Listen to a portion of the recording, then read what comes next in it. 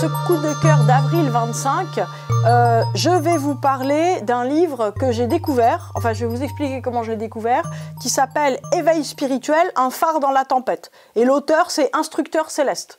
Donc, je vais déjà vous expliquer comment m'est venu ce livre. Alors vous savez, je vous avais présenté en fait toutes les applis avec lesquelles je vis, il n'y en a pas beaucoup. Mais voilà, il y en a une qui s'appelle Everand, hein, enseignement script, qui est une appli de bibliothèque en fait. Et c'est une bibliothèque voilà, qui contient des millions et des millions d'ouvrages. Et chaque jour, en fait, cette bibliothèque me met en avant un livre, enfin quand je l'ouvre. Donc elle m'a ouvert et elle m'a mis en avant Éveil spirituel, un phare dans la tempête. Je me suis dit, bah, qu'est-ce que c'est que ce truc? Donc j'ai ouvert, je me suis dit, ouais, bof, je vais peut-être le lire. Donc le lendemain, je l'ai relu, j'ai pas beaucoup de temps, donc je l'ai réouvert. Je me suis dit, bof, qu'est-ce que c'est que ce truc? Je vous lis l'avertissement.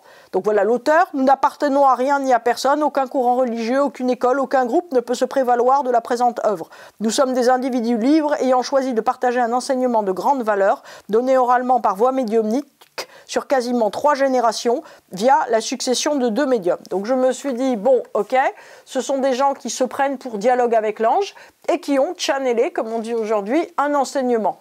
Là, je me suis dit, waouh, ça a l'air super. Donc le lendemain, évidemment, moi je suis très influençable comme ça. Donc en fait, le lendemain, j'ai commencé à lire un petit peu. Donc on lit des choses très intéressantes du style, comme Betsé, ne laissez pas votre mental faire de votre vie un enfer, vous entraînez dans de vaines agitations. On se dit, oui, bah il a raison, évidemment. Alors, on peut se dire aussi, alors je sais pas qu'est-ce que je peux vous lire comme ça qui est mignon. Par exemple, un truc sur Ulysse, très bien. L'homme a tout pouvoir. Donc Ulysse, vous vous rappelez, Ulysse, il quitte Pénélope. Et il va voyager. Bon, il va voyager, et puis après, il ne retrouve plus le chemin du retour, parce qu'en chemin, en fait, il trouve des sirènes, c'est-à-dire qu'en fait, il trouve Mythique, il trouve Facebook, il trouve YouTube, où il veut avoir des likes, ou Twitter, où il veut avoir, ah bah, ça n'existe plus Twitter, maintenant c'est X, enfin, il veut avoir des followers et tout ça. Donc, en fait, il se détourne, en fait, de sa chaste compagne. Donc, sur Ulysse. En employant des images et un conte pour que ton esprit encore enfantin comprenne, laisse-moi t'expliquer ce qu'il est impératif que tu saches. L'homme a tout pouvoir sur lui-même, contrairement à ce qu'il croit. Mais abusé par des promesses farfelues, sinon fallacieuses, il se laisse emporter, tel Ulysse charmé par le chant des sirènes, en thé mensongère, retardant par lui-même son évolution terrestre et sa remontée vers nous. Ulysse mène sa vie sans trop d'éclat. Aussi le temps lui pèse, il symbolise l'homme moyen, ni bon ni mauvais. En gros, monsieur tout le monde, madame tout le monde, notre vie, quoi. Incarné sur Terre. Un jour, il fait part à sa compagne Pénélope de son ardent désir de voyager par-delà les mers.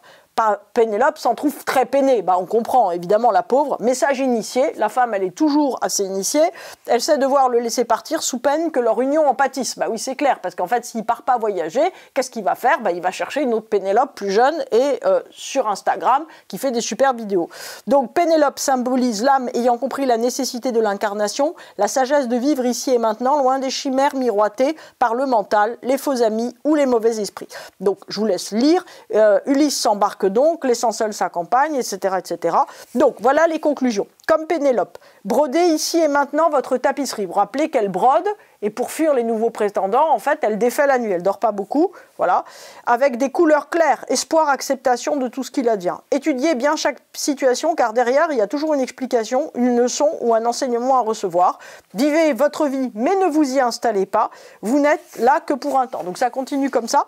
Donc, voilà, donc j'en ai lu un peu comme ça, puis je me suis dit, bon, c'est très sympa, mais en fait, ça me fait penser au bouquin que je lisais quand j'avais 13, 14, 15 ans. Alors, qu'est-ce que je lisais? Qu'est-ce que lisait Nithya à 13, 14, 15 ans? Eh bien, le livre des esprits d'Alain Kardec, le livre des médiums d'Alain Kardec, tous les enseignements d'Alain Denis, à l'époque, oui, où il s'appelle Maurice, bon, j'en sais rien. Bon, en tout cas, c'est un monsieur Denis, Léon Denis, voilà. Et voilà. Donc c'est ce que je lisais, et après en fait j'ai enchaîné sur l'enseignement de Maître Ivanov quand j'avais 16 ans. Donc je me suis dit c'est bien, mais en fait tout ça je sais.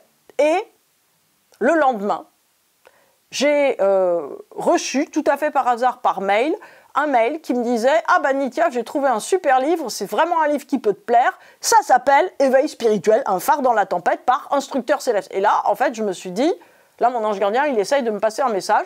Donc, en fait, j'ai commandé ce livre et j'ai fait une erreur. C'est-à-dire qu'au lieu d'en commander un, j'en ai commandé 4. Et en fait, je les ai tous vus arriver, ce qui fait que j'avais des amis qui venaient au fur et à mesure, en fait, je leur ai donné. J'en ai gardé un pour moi, et j'en ai donné 3, et je suis en train de le lire. Alors, ce livre est très intéressant en vérité. Donc mes anges gardiens ont bien raison, hein, l'équipe là qui passe les messages, ils ont eu bien raison en fait de me le recommander. Alors sous une apparente simplicité, ce qu'ils disent hein, d'ailleurs, sous une apparente simplicité, c'est un enseignement donné oralement. En fait, c'est un enseignement concret pour une transformation individuelle et collective. Ne vous fiez pas à son apparente simplicité. C'est exactement ça. C'est-à-dire que l'enseignement, si vous voulez, qui est donné, bah, c'est pareil hein, dans les livres de Maître Ivanov. C'est-à-dire que cet enseignement, sous couvert de parler de la vie quotidienne, nous indique en fait les principes de la table d'émeraude d'Hermès Trismégiste, dont le principal principe, si vous voulez, c'est des fragments à la table d'émeraude, c'est ce qui est en haut est comme ce qui est en bas et tout se reflète l'un dans l'autre. Ça veut dire que si vous voulez trouver une vérité profonde, réfléchissez à comment vous faites un gâteau. Ou réfléchissez à ce qui vous arrive dans la vie, réfléchissez à la situation que vous avez quand vous prenez un bus. C'est-à-dire que au lieu en fait d'essayer de réfléchir aux grandes situations graves, aux grandes épreuves qui se passent dans votre vie, réfléchissez sur le quotidien. En fait, c'est ça qui va vous libérer. Donc, en fait, on en fait, nous, des tonnes aujourd'hui avec notre monde intérieur et avec aussi les grandes épreuves qui nous arrivent. J'ai envie de dire que chaque journée peut être vraiment l'occasion, en fait, d'inverser les choses. Alors, ce livre, si vous en lisez une page par jour, ce que je fais depuis, donc ça fait quand même un certain nombre de jours, hein, puisque je suis à la page 143, donc ça fait 143 jours que je le lis, et je triche pas, je lis une page par jour. Voilà, ce livre, en fait, donne un enseignement qui est un enseignement qui paraît très simple, mais qui transforme complètement l'existence. C'est-à-dire que comme tous les livres qui sont faits, alors pour moi c'est évident, hein, qui sont faits par Channel, c'est-à-dire qui sont faits en lien avec des médiums qui parlent à leurs guides, à leurs anges gardiens, chaque phrase qui est écrite en fait est susceptible de toucher des milliers et des milliers de personnes à l'instant précis en fait où c'est fait d'une certaine manière pour lui répondre à quelque chose de très précis qui arrive dans notre vie. Donc sous un aspect très disparate, puisque ça se présente en fait comme un alphabet, comme un abécédaire, en fait énormément de sujets sont abordés, énormément de sujets en fait qui approfondissent la vision qu'on a du monde et la manière en fait qu'on a de se positionner sur Terre. Donc, je vous recommande très vivement Éveil spirituel, un phare dans la tempête. Je remercie infiniment mon équipe d'anges gardiens de m'avoir permis d'accéder à l'enseignement de ces autres anges gardiens, donc dits instructeurs célestes. Et je remercie aussi beaucoup les gens qui ont pris la peine en fait, de publier ce livre et qui ont, j'allais dire, tenu bon dans leur projet de transmettre. En fait, il n'est pas cher du tout, hein, il vaut 12 € pour un livre de 450 pages.